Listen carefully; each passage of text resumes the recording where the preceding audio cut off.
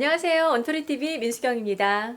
네, 국장님 인사 한마디 해주시죠. 안녕하십니까. 박상후라고 합니다. 가로세로 연구소에서 국제 문제 해설을 맡고 있고요. 주로 역사 문제에 대해서 책을 쓰고 있습니다. 네네. 네. 제가 이제 국제통이다고 익히 들어서 네. 오늘 굉장히 기대가 큰데 그 앞서서 저희가 살짝 조금 전에 책 말씀하셨는데 네, 예. 이게 얼마 전에 나온 굉장히 따끈따끈한 책 번역서예요, 네. 그렇죠? 뭐 뜨겁습니까? 따끈따끈. 죄송해요. 네. 사실은 살짝 예, 네. 예. 이게 지금 나온 지가 얼마 안 됐어요, 네. 그렇죠? 네. 네, 어떤 책인가요? 모택동 인민의 배신자라고 제목을 한국어로는 지었는데 모택동이 국공내전 때 네.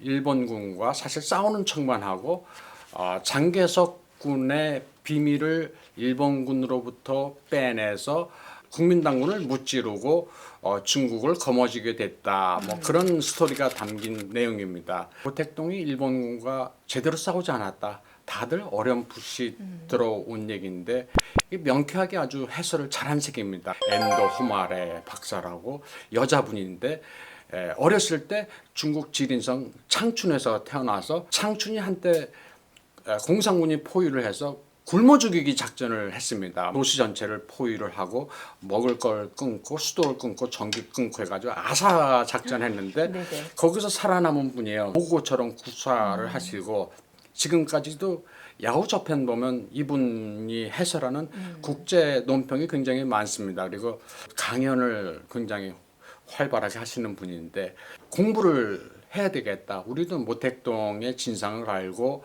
지금 세계가 어떻게 돌아가는 것을 이해하기 위해서는 이 책이 필요하다라고 가지고 제가 번역을 하게 됐습니다. 네네. 그 중국에서 직접 또 특파원 경험도 네. 있으시잖아요. 그 현지에서 직접 보고 경험하고 또 다른 어떤 상황들과 연결시켜서 이렇게 약간 좀 통찰력 보시고 이제 그런 경험들이 꽤 있으실 것 네. 같은데 우리가 중국이 굉장히 옆에 근접해 있는 나라지만 조금 전에 뭐 모택동 관련해서도 이야기도 마찬가지고 제대로 알고 있지 못하는 부분들이 꽤 많이 있는 것 같아요. 네. 사업하는 분들한테 좀 도움이 될 만한 네. 내용으로 조금 엮어볼까 합니다. 중국 비즈니스 사실은 많은 분들이 네. 꿈꾸고 있잖아요. 실제는 어떤가요? 가능성이 좀 많이 있는 건가요? 아니면 지금 좀- 현재 시점에서는 네. 중국 시장은 관망해야 됩니다. 그리고 다른 서구 선진국들 하는 걸 따라서 해야 됩니다. 서구 선진국의 많은 기업들이 철수를 하고 있습니다. 중국에 대해서 많은 연구를 하고 우리보다 경험이 많을 텐데 철수를 하고 하는 데는 뭐 다 이유가 있는 거죠. 비즈니스는 되질 않습니다. 일단 철수를 하고 지금 벌어지고 있는 미국과 중국 간의 어떤 충돌 이게 어떻게 마무리되고 중국이란 사회 그리고 국가가 어떻게 변하는지를 보고 나중에 들어가야 됩니다. 나중에 예. 그 나중이라고 하면 중국이 지금 갖고 있는 어떤 그 시스템이라든가 이런 것들이 많이 바뀌었을 때를 이야기하시는 건가요? 그렇죠. 지금 미중 무역 전쟁, 뭐 무역 전쟁이라고 표기는 합니다만 거대한 가치관의 뭐 충돌입니다. 이게 사실 사상, 이데올로기 그리고 가치 체계가 워낙 다르고 이런 가치 체계를 가진 중국에서는 정상적인 비즈니스가 불가하니까 니들 여태까지 해온 관행, 계약 안 지키고 약속 안 지키고 신의 성실 같은 걸 다 무시하는 그 관행을 뜯어 고쳐라 하는 게 이번 미중 전쟁의 핵심입니다. 실상은 사실은 우리가 알고 있는 것보다 더 많이 어렵다는 말씀이신 거죠? 굉장히 어렵습니다. 중국에 진출한 외자 기업들은 물론이고 외자 기업들은 중국에서 할 수가 없죠. 그 전에 관세를 한 5% 정도 매기던 걸 25% 앞으로 더 말한다면 30% 40%까지 매기겠다고 하니까 외자 기업들도 그렇고 중국 기업들도 많이 옮겨가고 있습니다. 베트남으로요. 뭐 제조업체들도 베트남으로 많이 옮겨가고 있는 게 현실입니다. 국내에서는 뭐 이게 인건비도 많이 오르고 제약이 심하니까 장사를 할 수 없으니까 옮긴 겁니다. 옮겨가서 서로 경쟁을 하고 있어서 베트남에서도 뭐 위성도 발사를 한다 그래요. 베트남에 그래서 일본 NEC나 뭐 일본 기업들도 많이 들어와서 굉장히 경쟁 치열한 과정을 잘 하고 있습니다. 제가 생각했을 때는 중국 같은 경우에도 기업들이 정말 너무 힘들다 그래서 네. 빠져나가고 있잖아요. 네. 그러면 그들도 좀 힘들어지는 부분들이 없나요? 중국도 실업난이 굉장합니다. 실업난이 굉장해서 지금 저 지도층도 어찌할 바를 모르고 있어요. 중국 사람들은 근무하던 데서 장기간 휴가, 뭐 국경절이라든지 설이라든지 지방 가면 안 오는 경향이 있거든요. 그저 월급이 작을 경우, 월급이 작을 경우 이제 고생했다가 저 고향 갔다가 그냥 마음 접어버리고. 마음 접어버리고 고향에 눌러 앉고 안 오는 경우가 있어요. 하층 근로자들이 선호하는 직업은 택배예요, 택배. 예, 왜냐하면 택배는 조그만 오토바이나 아니면 싸구려 저 자동차 사가지고 자기 사는 고향에서 집 근처에서 하면 되거든요. 월급은 낮지만. 예, 그래서 중국 사람들도 일자리가 없어서 난립니다. 우리가 여기서 좀 알아야 될 게 중국의 그 문화라든지 우리가 흔히 이야기하는 뭐 관시 뭐 이런 부분에 대해서도 좀 이해가 필요할 것 같아요.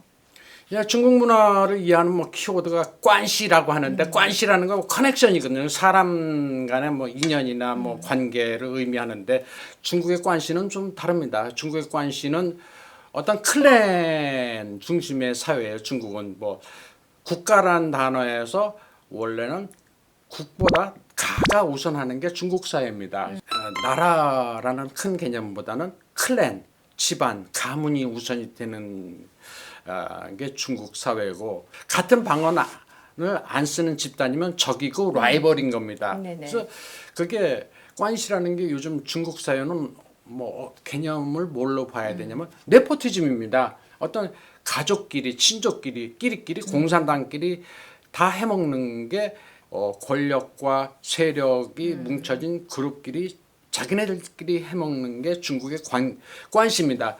여기에 외국인이 들어간다는 건 무지 힘들어요. 말로는 뭐 관시라고 하는데 관시라는 게 간단한 게 아닙니다. 그렇죠. 예. 네.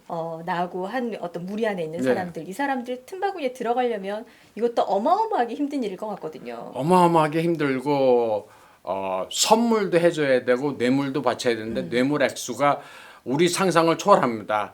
얼만데요? 최근에 그 중국 고위 관료가 부패를 해가지고 네. 수사를 받았다. 그래서 현금 다발이 우리는 뭐 현금 다발 뇌물 냈을 때 사과 상자를 보통 떠올리는 사과 상자가 아니고 이 뭐 지하실은 지하실 전체가 현금이에요. 그래서 현금이 톤수로 칩니다. 톤으로요? 예, 톤으로 쳐요. 톤. 야. 그 부패 규모가 우리 상상으로 상상이 안 되는 정도입니다. 뭐 관시로 뭐 중국 가서 사업해야 되겠다 그럼 일단 그 톤 단위로 예. 접근을 해야지 가능하다 뭐 이런 이야기신 거죠? 그들의 관시라는 게. 그렇죠. 야. 그 정도는 돼야 됩니다. 그래서 아유, 참. 외국인이 봤을 땐 뭐 관시 뭐 좀 간단하게 뭐 이야기를 많이 하고 특징이다라고 하는데 그것 뭐 다 뜬구름 잡는 이야기입니다. 그 뭐 관시와 관련돼서도 되게 재미난 네. 그 사례들이 또 많다고 들었어요.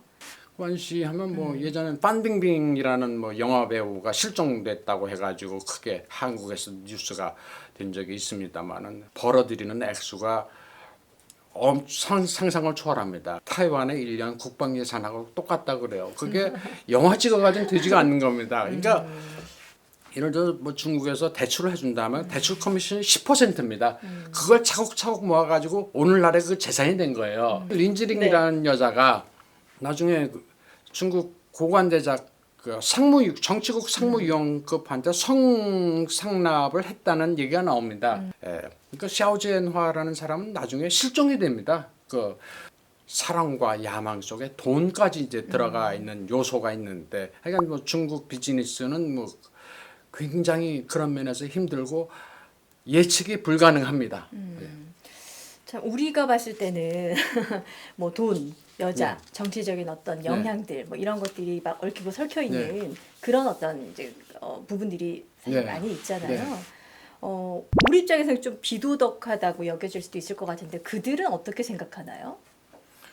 그들은 뭐 오랜 전통입니다. 뭐 황제가 되면 후궁 많이 거느려야 되고 거기에 대해서는 아무도 토를 달지 못하죠. 그래서 이게 오랜 전통입니다. 이게 갑자기 나온 게 아니고 그런 짓을 해도 뭐 역사적으로 그래왔기 때문에 거기에 대해서 별로 양심의 가책을 느낀다든지 뭐가 뭘 개선해야 잘못됐다는 생각을 안 하죠. 예. 저희가 이제 오늘 그 중국의 관시라던가 그리고 이제 그런 부분을 조금 이해하고 사업을 네. 이렇게 하시려는 네. 분들한테 이렇게 한번 좀 접근해 보세요. 아니면 이런 것들을 좀 사전에 체크하셔야 됩니다를 네. 좀 알려드리고 싶었는데 네. 저도 이렇게 가만히 듣다 보니까 이게 쉬운 게 아니네요. 쉽지 않습니다. 쉽지 않아요. 예. 그럼에도 불구하고 혹시나 좀 접근법이 있다라든지 아니면 요거는 꼭 아셔야 됩니다라는 게 있다면 한두 가지만 좀 소개를 해주시겠어요? 당분간은 중국 시장은 쳐다보지도 말아야 됩니다. 결론은 그건가요? 예. 그러면 그 쳐다봐도 되는 예. 타이밍은 언제예요? 그들이 바뀔 때? 미국과 중국에 지금 벌어지고 있는 쟁패가 마무리되고 지금 결국 미국이 중국 두들기고 하는 이유가 자유무역을 하게 되고 하면은 중국인들이 변하지 않을까라는 막연한 기대를 가지고 WTO에 가입도 시켜주고 세계 무역 시스템에 접근하도록 열어줬는데 배신을 당했다 이겁니다. 그래서 니들 여태까지 해오던 관행 고치고 다른 서구 선진국들처럼 정상적으로 계약을 지키고 여태까지 해오던 나쁜 관행을 고쳐야 된다 해가지고 지금 뭐 싸우고 있는 거거든요. 그래서 변할지 안 변할지 모르겠습니다. 하지만 지금 미국과 서구 선진국들이 중국의 그런 관행을 뜯어 고치기 위해서 지금 싸우고 있는 거거든요. 중국이 정상적인 자유민주주의와 시장 경제가 보장되는 나라가 됐다고 생각했을 때 들어가야 됩니다. 네, 오늘 말씀 저는 굉장히 좀 흥미롭게 잘 들었는데 다음 시간도 또 기대가 되더라고요. 저희가 다음 시간에는 중국이 생각하고 있는 국가의 개념 그리고 민족의 개념에 대해서 이야기를 나눠볼 텐데 굉장히 기대가 또 많이 됩니다. 고맙습니다. 네. 그럼 저희는 다음 시간에 다시 찾아오겠습니다. 고맙습니다.